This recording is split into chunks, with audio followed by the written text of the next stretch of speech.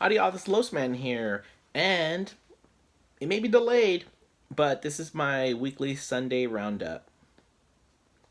Now, it's been a couple of weeks since I've done a weekly roundup, and technically it's Monday because it's a holiday. And what can we say? It is a 3-day weekend, so I actually found some time to sit down and do a video, especially with all that's going on. Now, the holidays were fun. You had Christmas, you had New Year's, you had most men actually getting some sleep in, that's for sure. I finished my 300 challenge, and that was fun. It was really, really entertaining, given the fact that these were 300 movies I had never seen before. And I mean, there were so many great classics. And I did put out some lists out there, including the movies that I thought were the best, and there were some really good movies and some stinkers, but we're not going to talk about those. Now, one of the things that I'm doing this year is something along those lines. What I'm going to be doing is I'm going to be putting together a list of 366 of the most significant horror movies ever made. Now, 366 is an odd number, but that's one movie per day. Now, I'm going to do this a little differently. With the 300 challenge, those were movies I had never seen before. This time, I'm going to be doing 366 movies that I've seen or that are available. So these are all movies that I've watched or plan on watching, but I think are important. So, you may see some of the same movies that I included in the 300 list, as well as movies that you've seen on any of my other lists, including, significant movies the past 10 years, 20 years, whatnot.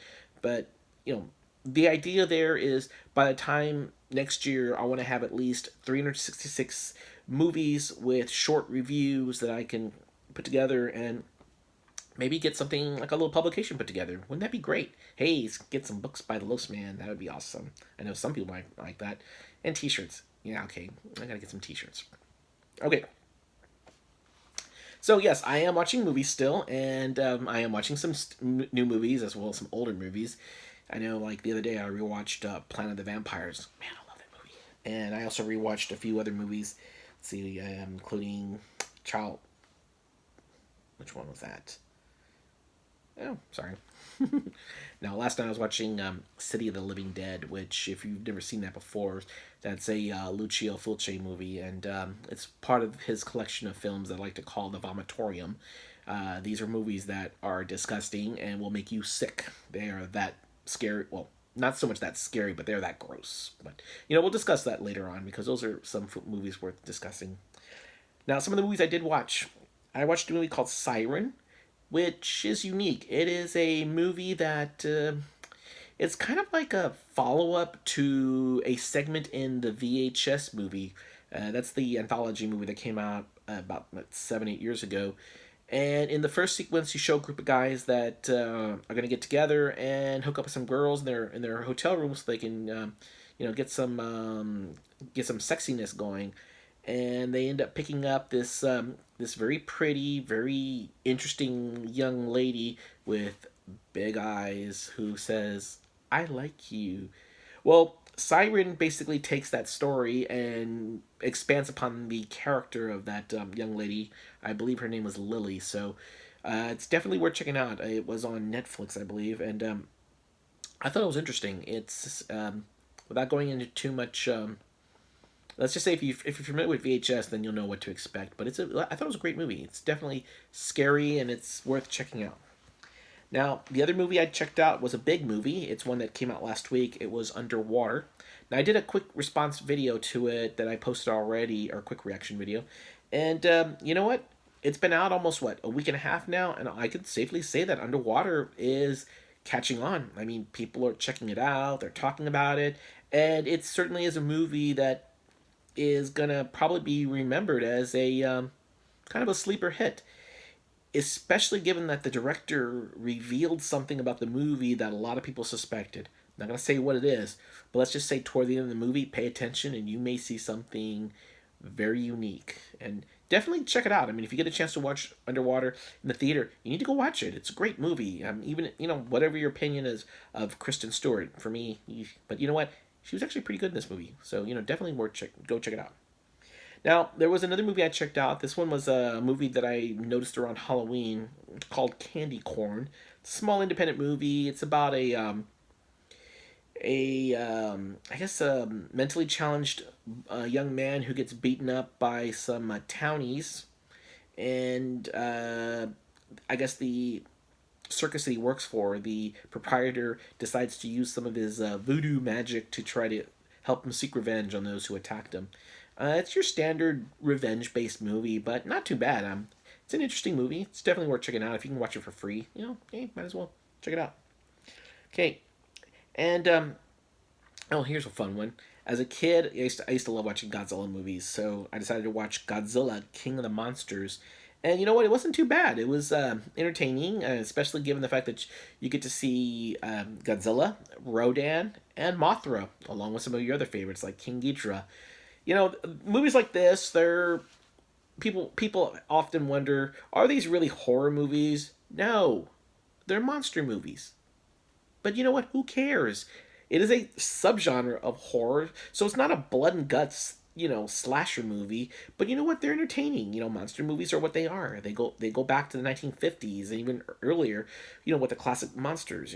Yeah, those aren't going to be as scary as Saw or Hostel. But you know what? They're still fun. And they're still great. And if you got kids, hey, little kids love dinosaurs and they love monsters. So, you know what? This is like a throwback to your youth, You get a chance to watch it again. It's Godzilla King of the Monsters.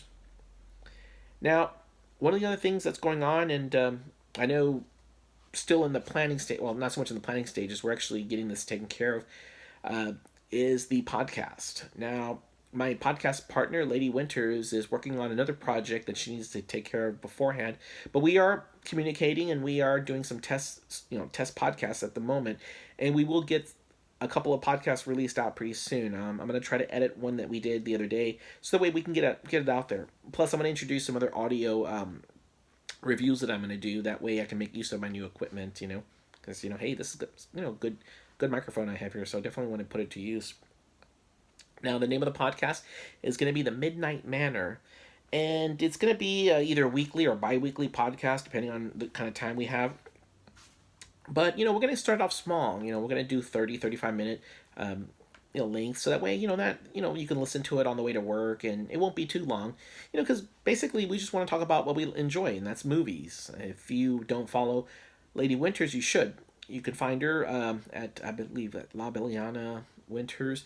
And she's out there on Twitter and on Instagram. And you definitely should follow her. She's a great lover of horror and wonderful to meet. So you definitely, I mean, we're like brother and sister now when it comes to interactions. I mean, we both love horror. We both interact well with each other, and I mean, this is something we're both going to enjoy doing. So we definitely, definitely look forward to doing this. And one of the things we're going to be doing together is we're going to be attending some conventions, and we're going to be attending the Cult Classic Convention, which is coming up in a couple of weeks. It's going to be February. Actually, it's going to be the weekend of Valentine's Day, February 14th through the 16th.